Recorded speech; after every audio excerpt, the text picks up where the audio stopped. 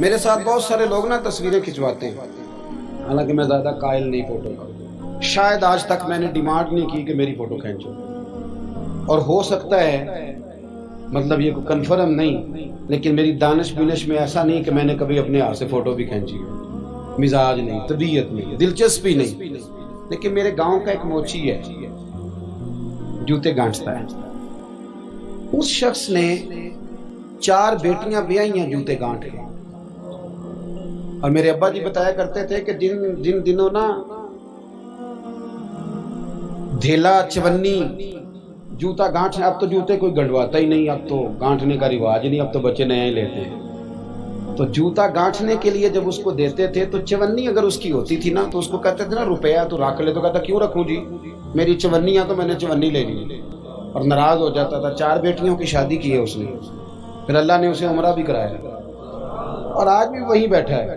تو میں جب گاؤں جاتا تو میں کہتا ہوں چاچا میں تیرے ساتھ تصویر کھنچوانی ہے، تو مجھے کہتے ہیں پتر میرا تو منہ بھی نہیں تو گیا میرے ساتھ فوٹو، تو میں کہتا ہوں یار تو ایک انسان ہے، تو ایک مثال ہے، جس بندے نے ہاتھ پھیلانے سے نفرت کی ہو، اب تو چندہ ہی چندہ رہ گیا، چندہ ہی چندہ، اس کے علاوہ اللہ معاف کرے کوئی دوسری شے۔ میں گلاسکو میں تھا تو مجھے ایک صاحب کہنے لگے آپ نے کوئی اعلان چلان نہیں کرنا، مدرسہ نہیں ہے؟ میں نے کہا مدرسے بڑے ہیں پر اللہ کا فضل ہے، کیونکہ وہ نبی کریم کے نام کے ہیں تو ہمیں کبھی کمی کوئی نہیں آئی، کبھی نہیں کمزوری آئی، رونے کا مزاج بھی نہیں، وہ چل رہا ہے مدرسہ۔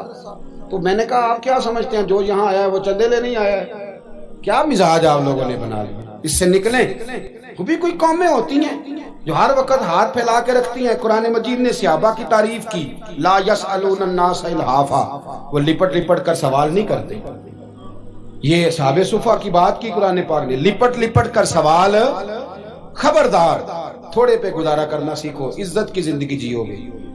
اور نوجوان بالخصوص یاد رکھیں، اگر وقار سے جینا ہے، سار اٹھا کے جینا ہے اور مطمئن زندگی گزارنی ہے تو پھر اس بات پہ راضی ہو جاؤ جو اللہ نے ہمیں عطا کیا ہے۔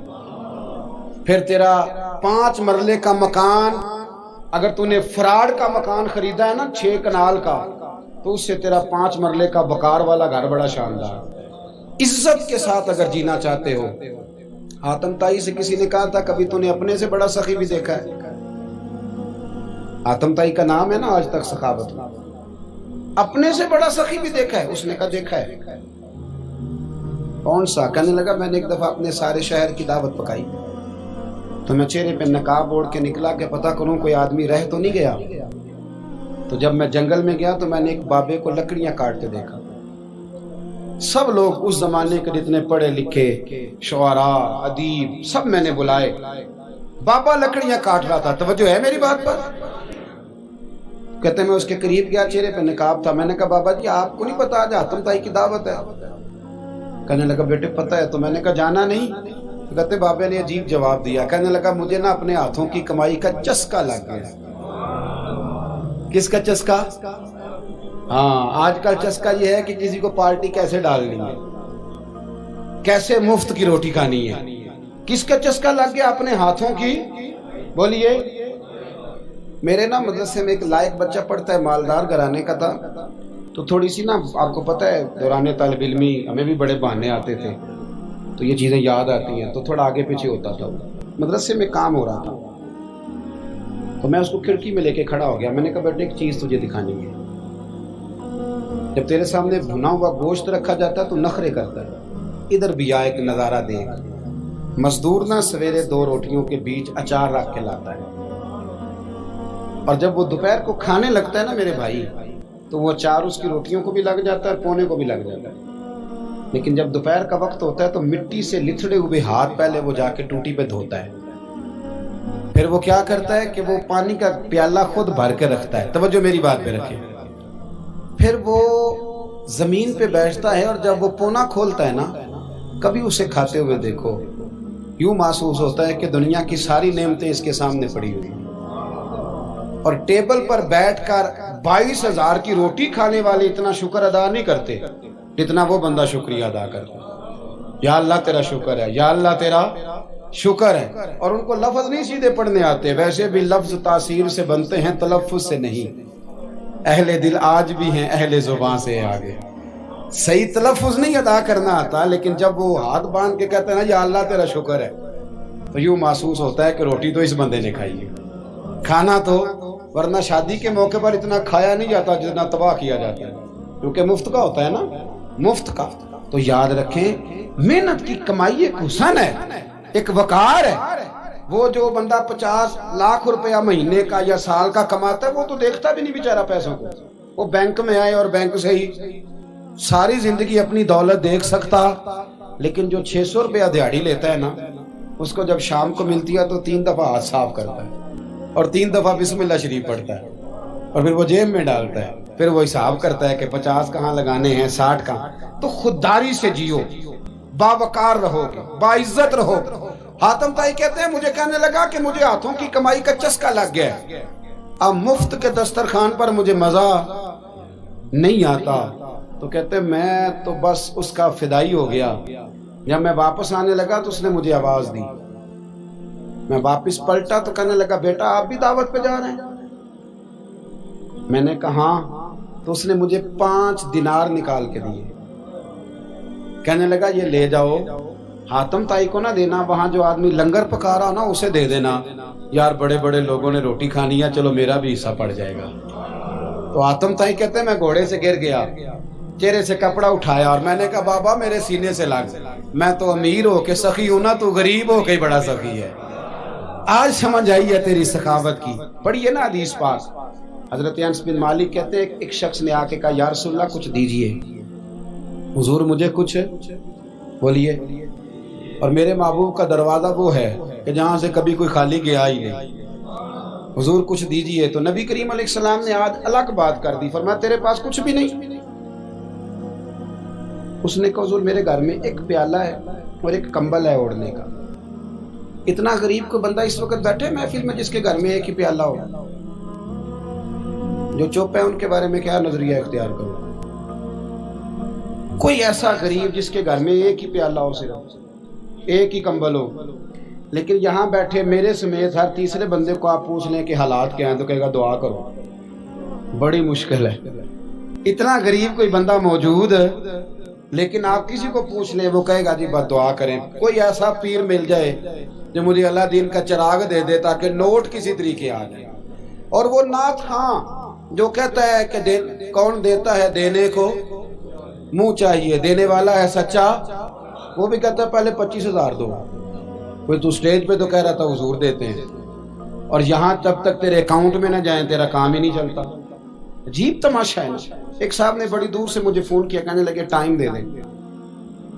میں نے کہا جی میں آ جاؤں گا، فارغ ہوتا ہوں تو آ جایا کرتا ہوں، مسئلہ نہیں ہے، ہم اتنے بڑے لوگ ہی نہیں، آ جائیں گے. کہنے لگا جی آپ بتائیں مطلب اکاؤنٹ نمبر دے دیں. میں نے کہا یار آپ نے غلط جگہ فون کر لیا، میں نے تو بتایا کہ وہ تو بڑے لوگ ہوتے ہیں، تو ہمیں پتہ ہے اپنی حیثیت کا، انشاءاللہ حاضر ہو جائیں گے، آپ سے بات ہوگی. کہنے لگے نہیں آپ کو تو کچھ بتانا ہی پڑے گا، کچھ بتائیں کچھ بتائیں. میں نے کہا کچھ بھی نہیں، میں انشاءاللہ حاضر ہوں گا. اللہ نے مجھے توفیق دی ہے، میں شام کو بڑی زبردست کھانا اپنے بچوں میں اچھا بیٹھ کے کھاتا ہوں. ایک گاڑی ہے جس پہ سفر کرتا ہوں، اگرچہ مکان میرا 2 کمروں کا ہے، پر کبھی اللہ تعالیٰ نے میرے دل میں یہ تمنا پیدا نہیں کی کہ کوئی بہت بڑا ہو تو گزارا صحیح ہو. میں بڑی اطمینان بخش زندگی گزارتا ہوں، تو میں آ جاؤں گا.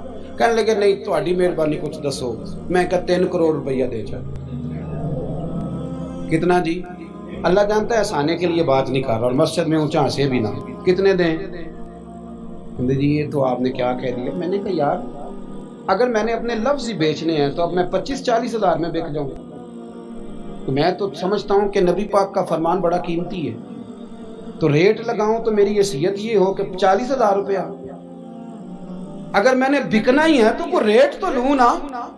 اور ویسے بھی میں تو سمجھتا ہوں کہ میں بڑا انمول ہوں، اس لیے کہ میں رسول اللہ کے دین کا نوکر ہوں. اور یہ غلطی ان کی نہیں جو بیچتے ہیں، غلطی ان کی ہے جو خریدتے ہیں.